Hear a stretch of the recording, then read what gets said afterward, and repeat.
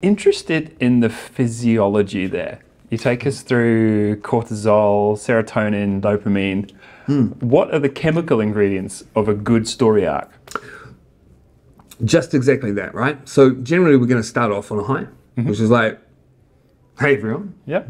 right? And the people are like, because I want to trigger friend, right? I don't want to trigger doom, Yes. right? Because then they're like, I don't know if I trust you.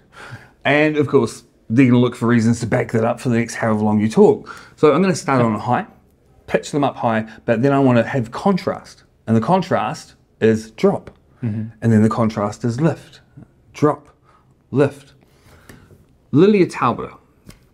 I coached Lilia Taubera so Lilia is she's the granddaughter of the founder of Gloriavale, the religious cult on the west coast of the South Island.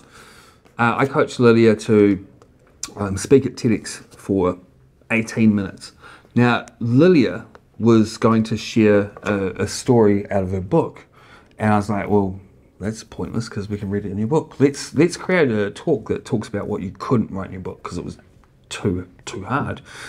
Now, when Lilia started speaking, naturally there was so much trauma within her story, within her talk, and it was just like off the edge of a cliff and like down and down and down. I'm like, and you can just feel, like the energy being sucked out of you. But what happens is your body is on high alert, right? So with adrenaline, spiked adrenaline and cortisol, you're burning energy hard, but your ability to remember stuff is compromised. Your ability to focus, you are agitated. All of those things happen when you're in a state of fight, flight, freeze, or forget.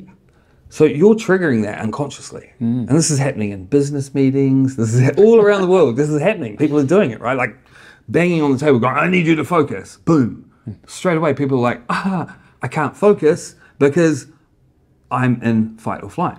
So we know that.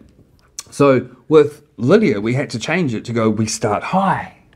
And then, we're just going to have periods where it was like, and it's just like the audience just goes, and there's a shock and emotional connection of this. That was really awful, but we can't leave them there. Yeah. So we need to pick them up. And when we pick them up, we have our visual imagery that picks them back up.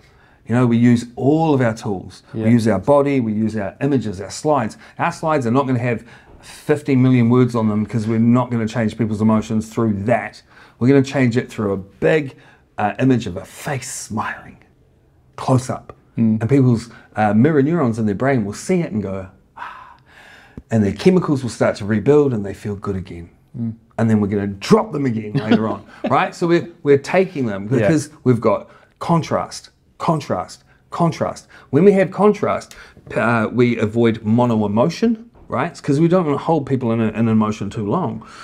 We have mono emotion, so more emotional flux within it so that we're putting people up and bringing them down. But we're doing it all consciously. Yeah. There's a lot to this subject.